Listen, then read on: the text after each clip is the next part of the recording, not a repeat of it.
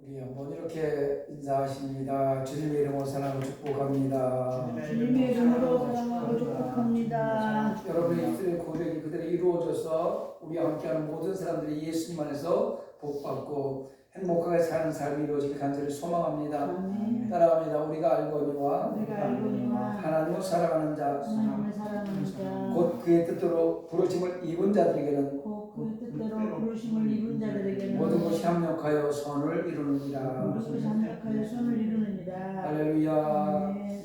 다음 주에 추수감사주일입니다. 추수감사주일은 우리가 또 1년 동안 모든 그 하나님의 도우심을 감사하면서 예배드리는 날이니 우리 추수감사주일 예배를 준비하면서 우리가 또 우리보다 힘들고 어려운 사람들이 주위에 얼마나 많이 있습니까? 또 코로나로 말미암아서 경제적으로 어려움으로 말미암아서 힘들고 어려운 사람들을 돌볼 수 있는, 그래서 합력한 선을 이룰 수 있는 우리의 한 주간의 삶의 모습 되기를 간절히 소망합니다. 아멘. 우리 인간은 강한 것 같아요. 우리 인간은 어디다 내놔도 다른 동물들과 틀려서 자생력이 대단히 강하죠. 그러나 아무리 강한 듯 보이지만 한없이 나약한 것이 또 인간입니다. 특히 죄의 문제로 말미암아 하나님과 단절된 우리 인생은 바람에 날리는 먼지와 같다고 이야기합니다. 그래서 자기 자신의 연약함과 부패성을 잘 인식하고 있고, 특히 어려운 환경 속에 있는 사람들을 위해서 주님은 자기 백성을 눈동자와 같이 보살피고 좌로나 우로나 치우쳐 길을 잃을 우려가 있을 때에는 이것이 바로 바른 길이니 이 길을 가라, 이렇게 길을 보여주신다고 말씀하고 있습니다. 주님은 우리에게 생명의 말씀을 주심으로 그 말씀이 길이요 진리요 생명이 되어서 우리 발에 등불이 되게 하셨고, 우리가 성령의 가르침을 이해하고 적용할 수 있도록 기도할 것을 권고하고 계십니다. 그러나 사람들은 마땅히 갈 길을 알지 못하고 가야 할 길을 벗어나서 죄를 짓고 실수를 범하고, 그러면서도 우리 사람들은 하나님의 뜻을 알려는 신실한 욕망을 고백하고 자신들이 그분의 든든한 보능과 권위를 힘입고 있다고 잘못 생각하고 있습니다. 예수만 믿으면 주님께서 나를 보살펴 주신다. 교회만 나가면, 예배만 드리면, 기도만 하면 예수님께서 나를 이끌어 주신다, 이렇게 잘못 생각할 때도 있다는 것입니다. 이것은 하나님의 규칙을 하나님의 백성에 잘못 적용하고 있기 때문에 그런 것입니다. 왜냐하면 하나님의 규칙은 오류가 없고 하나님의 약속은 확실하기 때문입니다. 하나님의 말씀은 모든 것의 완전한 기준이 되는 것입니다. 여러분, 우리가 인생을 살아가는 동안에 기준을 정하고 살아가잖아요. 군대에서도 준을 맞출 때, 오하열을 맞출 때 기준 나는 사람을 기준으로 해가지고 오하열을 맞추잖아요. 우리가 살아가는데 늘 기준이 있어요. 그런데 하나님의 백성들은 하나님의 말씀이 기준이 되어야 되는 걸 믿으시기 바랍니다. 그렇기 때문에 그분의 말씀을 따라서 기준에서 벗어나지 않고 나아가는 성도가 되어야 하나님의 백성 예수 안의 삶을 산다고 말할 수 있는 것입니다. 그래서 오늘 요한복음 8장 14절로 18절 말씀을 본문으로 해서 참됨의 기준은 진리입니다 라는 제목으로 오늘 말씀을 나누려고 합니다. 따라합니다. 참됨의 기준은 진리입니다. 세상 사람들, 또 저와 여러분들도 어떤 사람을 참된 사람이라고 말합니까? 아우, 저 사람 착한 사람이야, 이렇게 말하는 사람의 기준이 무엇입니까? 자기 일에 충실한 사람? 이웃에게 선을 베풀고 나누고 베푸는 그런 사람? 남에게 해를 끼치지 않고 살아가는 그런 사람? 인사성이 밝아서 주변 사람들에게 기쁨으로 칭찬을 받는 그런 사람? 부모를 잘 공경하는 사람? 직장에서는 아랫사람을 따뜻하게 대하고 윗사람을 존경하는 그런 사람? 여러 가지 경우를 우리는 꼽을 수가 있습니다. 하지만 엄격하게 따지면 이것은 성경이 가르치는 참된 사람의 경우와는 다르다는 것입니다. 성경은 분명히 참이란 하나님에게 속하여 하나님의 법도를 이행하는 경우를 참이라고 이야기하는 것입니다. 그래서 제가 참이라는 단어를 성경에서 어떻게 표현하고 있나 라고 원어를 한번 찾아봤습니다. 참이라는 뜻은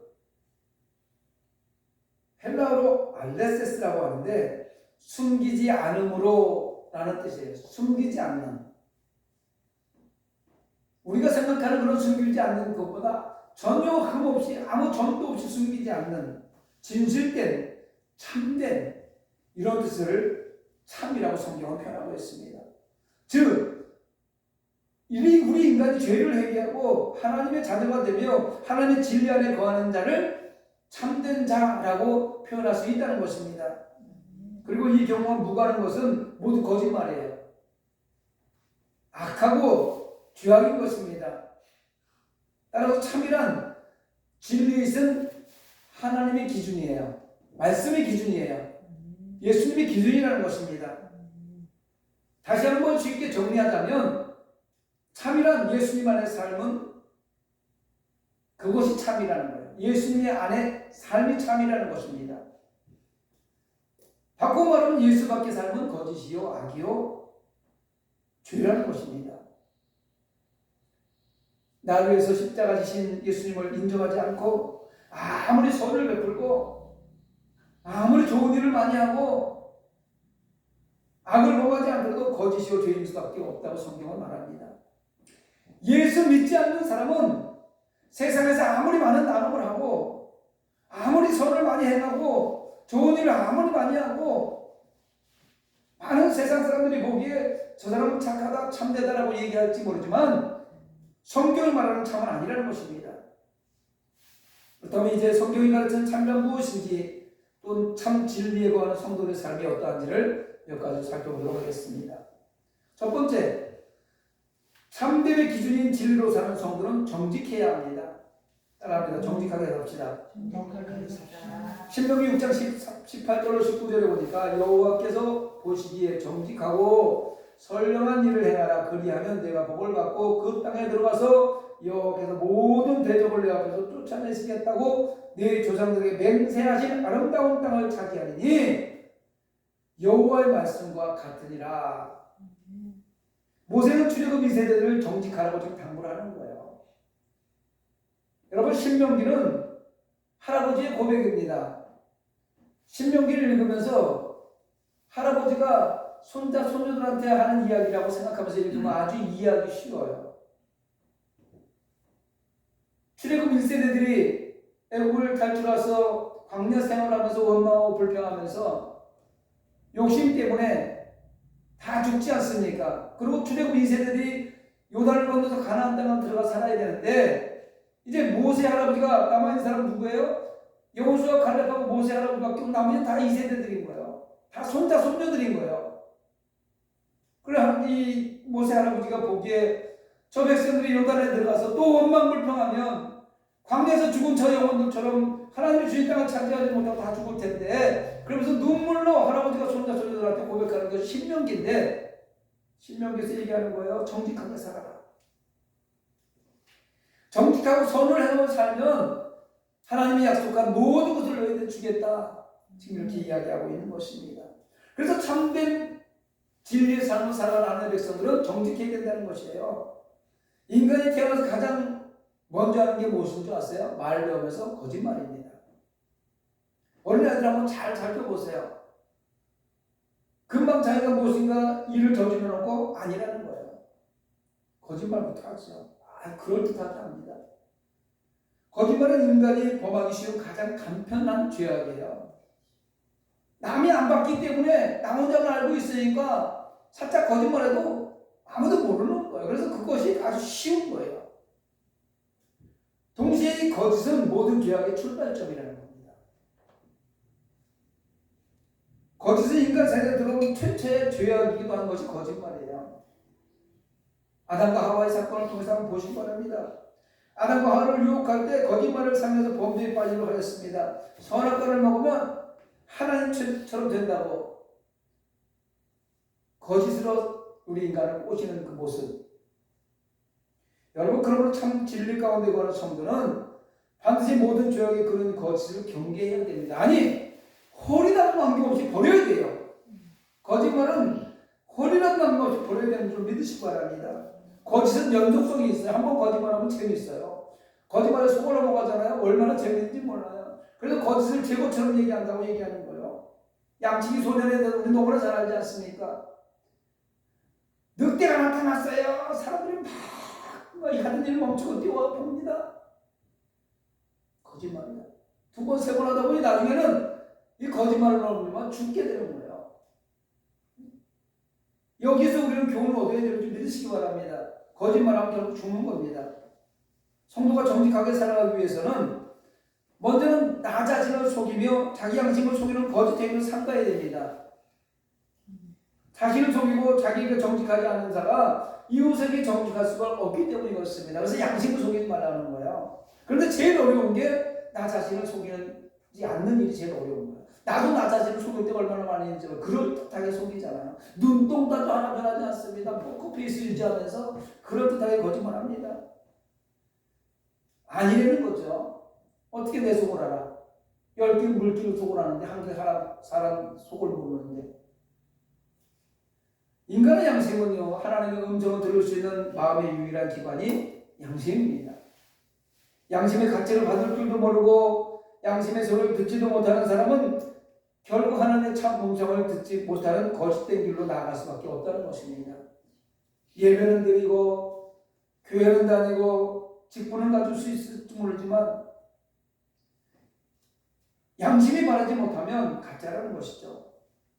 우리가 진리 안에 거하고 정직하게 살아가기 위해서는 제일 먼저 양심의 소리를 듣고 본인 자신에게 정직해야 될 줄 믿습니다. 한번 따라, 나 자신에게 정직하자. 나 자신에게 정직하자. 저는 말씀을 준비하면서 나는 과연 내 양심을 얼마나 속이는가 했더니 수시로 속이고 있더라고요. 수시로 나에게 내가 거짓말하고 있는 모습을 발견할 수 있었습니다. 그러면서 회개했던 거예요. 내가 내 양심을 제대로 하나님 말씀 앞에 바르게 세우지 못하고 내 양심조차 내가 나를 속이며 살아가는데 어떻게 하나님의 음성을 들을 수 있으며 내가 하나님의 백성들에게 바른 말씀을 전할 수 있을까 이런 생각하면서 회개했습니다. 우리 바르게 살아갑시다. 또한 성도는 이웃에게 정직해야 됩니다. 모든 것은 사단으로부터 나온다고 이야기합니다. 사단의 본질은 속이는 것, 거짓말하는 것입니다. 그래서 사단을 거짓말쟁이라고 부릅니다. 여러분, 쟁이라는 소리가 뒤에 붙으면 기술자를 얘기하는 거예요. 기술자. 거짓말쟁이. 거짓말 잘하는 사람을 그렇게 얘기하잖아요. 수다쟁이. 말을 많이 한다는 얘기예요.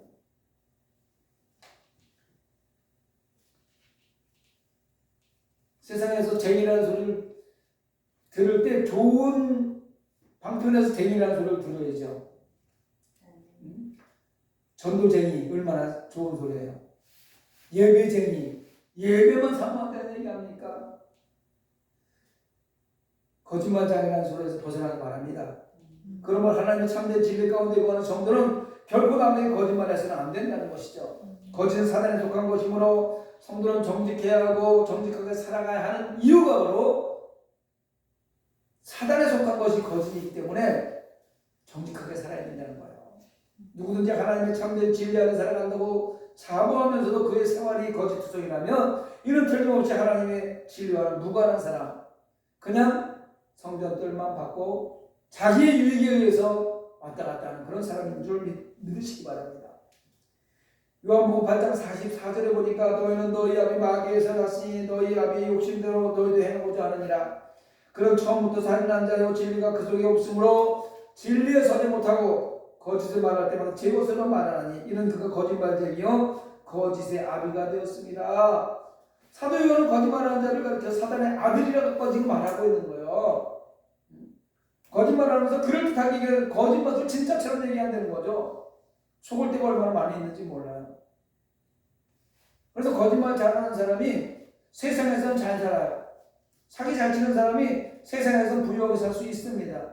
하나님 나라에서 가난한 사람이에요. 하나님 나라에서 정말 불쌍한 사람입니다.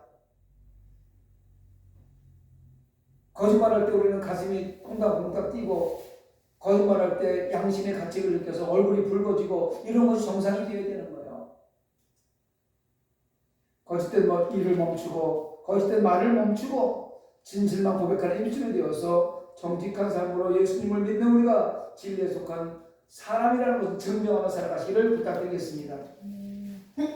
두 번째로 참됨의 기준인 진리 가운데 살아가면 회개해야 됩니다.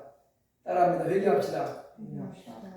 레위기 19장 2절에 보니까 너는 이스라엘 자손의 온 회중에게 말하여 이르라 너희는 거룩하라 이는 나 여호와 하나님의 거룩함이니라 말씀하셨습니다. 성경은 죄의 문제를 해결하고 거룩함을 입은 자를 가르쳐 참되다 이렇게 말하고 있습니다. 죄 문제 해결 없이 하나님 앞에 참된 자는 아무도 없습니다. 죄를 가지고 나오는 사람은 참이라고 할 수 없어요. 가짜니까. 진짜의 반대는 가짜잖아요. 참의 반대는 거짓이니까. 그 죄의 문제를 해결하지 않으면 안 된다는 겁니다. 그럼 어떻게 죄의 문제를 해결할 수 있을까? 죄를 안 질 수 없습니다. 보고 듣고 생각하는 것들이 죄악의 세상에 죄를 안 짓고 살 수가 없어요. 죄를 가장 많이 짓고 가장 거짓말 잘하는 사람이 무슨 말을 하냐면 나는 죄 안 짓고 살아. 이 사람이 그 말 자체가 큰 죄인 거예요. 죄는 우리가 생각 속에서 마음 속에서 바라보는 것 속에서 세상을 딱 보는 순간에 들어오게 돼 있어요. 그럼 어떻게 이 문제를 해결할 수 있을까? 회개해야 됩니다. 회개하면 죄를 용서해 주시는 거예요. 하나님 앞에 나와서 오늘도 내가 무의식적으로 하나님 죄를 졌네요. 의식적으로 죄를 졌네요. 알면서도 죄를 졌네요. 모르고 죄를 졌네요. 제가 생각날 때마다 회개하고 죄를 자백하면 하나님은 용서해 줄 줄 믿습니다. 죄 회개하면 죄사함 받고 거룩하게 되는 비결입니다. 참된 진리 안에 거하는 방법이 바로 회개하는 방법이라는 것입니다. 그래서 성경의 위대한 선지자 사도들은 하나같이 진리를 선포할 때 제일 먼저 회개하라 이렇게 얘기하는 거예요. 하나님 말씀을 선포할 때 하나님 백성들 앞에서 하나님 말씀을 듣는 하나님 백성들에게 먼저 회개하라 얘기하는 거예요. 왜? 회개하지 않는 그 양심에는 하나님 말씀이 선포돼도 가짜로 들어간다는 것이죠. 마태복음 3장 2절에서 세리와 유대 광야에서 죄악에 빠져서 있는 많은 이스라엘 백성들에게 이렇게 외칩니다. 회개하라 천국이 가까이 왔느니라. 회개해야 가까이 온 천국을 볼 수 있고 천국에 들어갈 수 있는 삶을 살아갈 수 있다는 것입니다. 참된 진리 가운데 거하기를 원하십니까? 그렇다면 먼저 죄악을 내려놓고 회개해서 죄의 사함을 받고 거룩함과 성결의 은총을 입으시기를 부탁드립니다. 거룩하다 이 말은 구별되다, 거리를 둔다 이런 뜻이지요. 즉 우리가 거룩하게 된다는 것은 죄와 가까이 하지 않고 죄와 거리를 두고 살아간다 이런 말입니다. 죄는 어디에서부터 올까요? 욕심에서. 그래서 야고보서 1장 15절에 보면 욕심이 있다는데 죄를 낳고 죄가 장성한 즉 사망을 낳느니라. 죄는 욕심에서 보니까 그 기초 뿌리를 뽑으려면 욕심을 뽑아버리면 돼요. 그런데 우리가 바라보는 것마다 갖고 싶고 가고 싶고 보고 싶고 다 내 것으로 소유하고 싶고 그런 욕심이 생기죠. 근데 그 욕심은 작은 것 하나 씨앗이 뿌려지면 그것이 자꾸 장성한다는 거예요. 더 큰 거, 조금만 더, 이번에 요거까지만 더 하면 죄가 장성하면 결국 사망에 이르는. 여러분 욕심을 버리고 죄 가운데 해방되기를 간절히 소망합니다. 오늘도 하루의 세상살이 가운데 죄와 구별되지 못하고 죄와 거리두기를 실패했다면 생각날 모든 죄를 회개하시면 됩니다. 생각으로 마음으로 입술로 지금 모든 죄를 그날 회개하는 삶이 생활화되어야 그런 사람을 우리는 성도라 가르칠 수 있고 또 참된 성도라 말할 수 있다는 것입니다. 사람이 한번 사도의 은총을 받았다고 해서 결코 죄를 짓지 않는 것은 아닙니다. 하나님, 오늘 내가 생각해보니 어제 이런 일을 잘못해서 죄를 졌네요. 용서해 주세요 하고 죄를 고백해서 사도의 은총을 받았어요. 그렇다면 그것이 다시 죄를 짓지 않는 길이 되는 것이 아니라 우리 인간은 한없는 죄 가운데 노출되어 있기 때문에 또 죄를 짓는다는 거예요. 끊임없이 죄를 범할 수밖에 없는 우리 일상사 주변 생활이 그렇게 되어 있잖아요.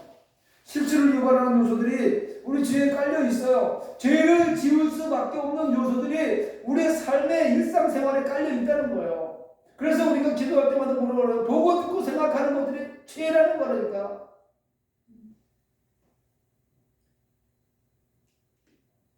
그래서 우리 성도들은 이런 죄의 요소들에서 거리를 두라는 거예요. 그것이 참 진리에 거하는 비법이라는 것입니다. 사도 요한은 사도의 은총을 입고 구원한 성도를 향해서 불신앙적 요소를 멀리하라고 요한 1서 5장 21절에 뭐라고 하냐면 자녀들아 너희 자신을 지켜 우상에서 멀리하라. 네 자신을 지켜서 우상에서 멀리, 죄악에서 멀리하라는 거예요. 네 양심을 지켜서 죄악에서 멀리하라고 사도 요한은 지금 이야기하고 있는 것입니다. 우리 자신을 속이는 또 욕심으로 말미암아 잉태되는 거룩한 자리에 나갈 수 없는 그런 죄악 우상에서 멀리하시길 바랍니다. 끝으로 참됨의 기준인 진리로 살아가면 의무에 충실해야 됩니다. 따라합니다. 의무에 충실하자. 참 진리 가운데 거하는 사람은 마땅히 자기에게 주어진 성도로서의 의무와 책임을 다한다는 것입니다. 신약 성경 중 절반을 기록한 사도 바울이 자신이 개척한 모든 교회들의 편지를 보낼 때 맨 마지막에 꼭 부탁하는 것이 있다면 진리에 속한 성도들의 의무가 무엇인지를 가르쳐 주는 거예요. 진리에 속하려면 반드시 이것만은 지켜야 된다. 그러면서 충실해라. 의무에 충실해라. 너의 맡겨진 일에 충실해라. 이것을 권면하고 있는 것을 볼 수 있습니다. 왜 바울이 이렇게 성도의 의무를 강조하였을까?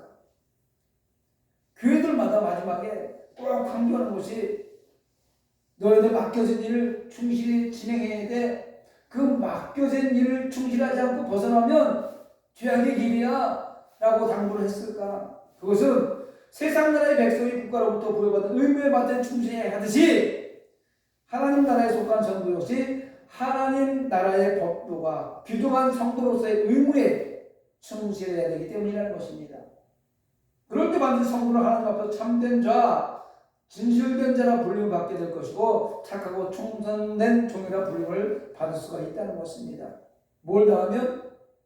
의무에 충실하면, 자기에게 맡겨진 의무에 충실하면 충성된 사람을 얘기하는 거예요. 회사에서도요, 회사에서 맡겨진 일을 충실히 잘하면 진급할 때 진급 딱딱합니다.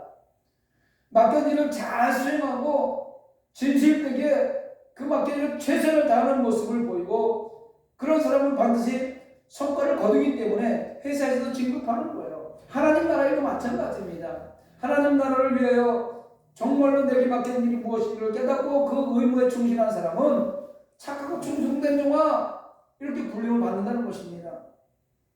성도로서 의무도 다하지 못하고 자기 개인의 의무에 소홀한 자가 나는 참된 성도야라고 불려지기를 원한다면 그건 어리석은 겁니다.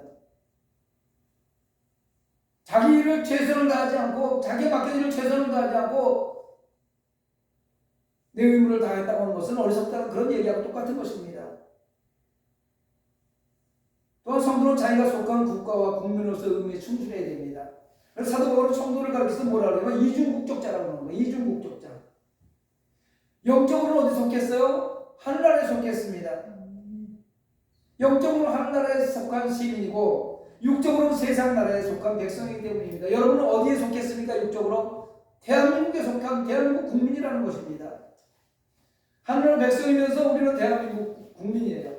그렇기 때문에 성도는 하나님 앞에서 성도의 의무에 충실해야겠지만 또한 이 세상에 살아가는 동안에 국민으로서 의무도 충실하게 감당해야 될 줄 믿습니다. 대한민국 국민의 3대 의무가 뭡니까? 납세 의무, 병력의 의무, 교육의 의무. 이거 다 외우죠. 납세 의무, 국방의 의무, 교육의 의무. 이거 시험에서 많이 봤잖아요. 학교 다닐 때. 이게 3대 의무예요. 대한민국 국민이 3대 의무를 지키지 않으면 3대 의무에 불성실하게 불이행했기 때문에 대한민국의 국적을 박탈당할 수 있다는 거예요. 그래서 가수 누군가가 국방 의무 때문에 대한민국 국적을 박탈당하고 막 이런 일들이 신문에 나오고 있지 않습니까? 특히 여호와의 증인, 뭐 피를 흘리지 않아야 된다고 군대에 가는 걸 거부하고 징역 가는 사람들 얼마나 많이 있어요. 나라에서 정한 법을 지키지 않은 사람이 하늘나라 법을 지킨다는 건 가짜예요. 대한민국도 하나님이 세우신 하나님의 나라잖아요. 모든 나라들이 하나님이 정해놓은 나라에 속해 있기 때문에 그 나라의 법들을 지킬 줄 아는 사람이 하늘나라 법도 지킬 수 있다는 것입니다.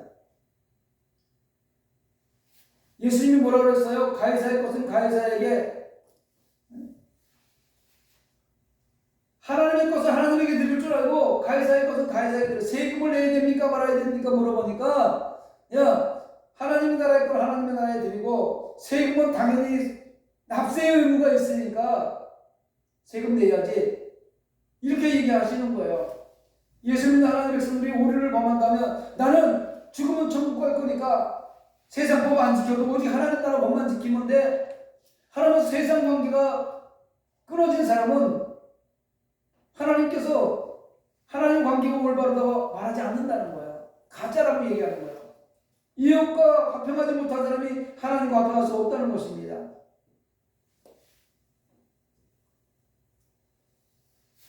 성도들이 참된 삶을 살아가기 위해서는 불신자들보다 2배, 3배 더 노력해야 됩니다.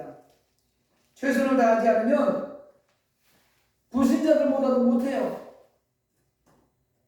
죽어라 새벽 기도하고 죽어라 예배 드리고 성금 헌금하면서 교회 다녔는데 참된 성도는 칭함을 받지 못한다면 얼마나 안타까운 거냐 이겁니다. 사랑하는 성도 여러분, 하나님으로 참되다고 인정받는 사람은 세상 사람들 앞에서 참되고 진실된 사람이라고 인정을 받아야 됩니다. 성도가 참되고 진실된 사람이라고 인정받을 때 예수 믿지 않는 사람들이 그 성도의 착하고 충성된 진실된 삶을 보고 하나님께로 돌아와서 예수 믿고 하나님께 영광을 돌리는 삶을 살아갈 수 있다는 것입니다.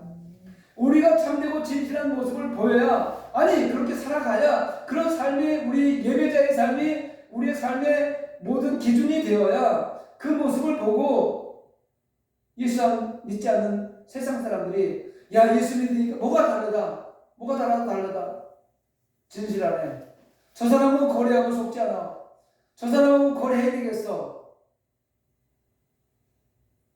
이런 인정을 받아야 그 사람들도 예수 안으로 들어올 수 있는 믿음을 소유할 수 있다는 것입니다. 하늘나라 법에도 하늘나라 국민으로서 의무를 다하고 세상의 국민으로서 속한 우리 대한민국에 속한 국민으로서 의무를 충실히 실행해 나가시기 바랍니다. 참된 자로 인정받기 위해서는 가장 중요한 게 뭐냐? 우선 참되신 하나님과의 관계가 올바로 정립될 때 가능하다는 거예요.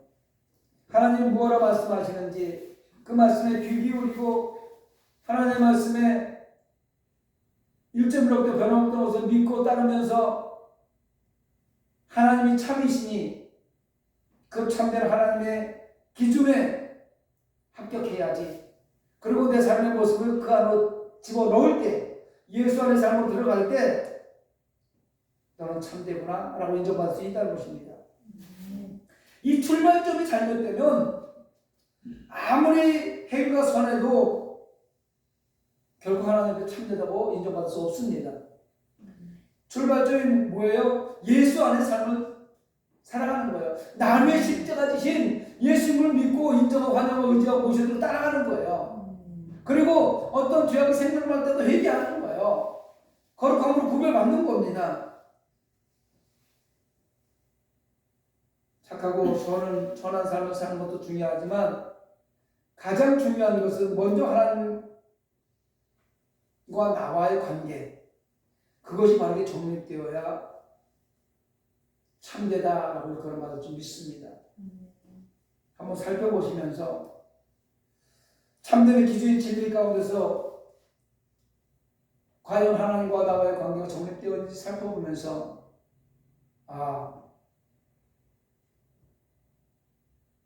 기준에 합격한 성도라 칭함받는 저와 여러분 되기를 주님의 이름으로 축원합니다. 참되는 기준은 진리입니다. 진리에서 벗어난 것은 참되는 기준이 아니라는 것입니다. 말씀을 생각하면서 우리 찬양을 드리고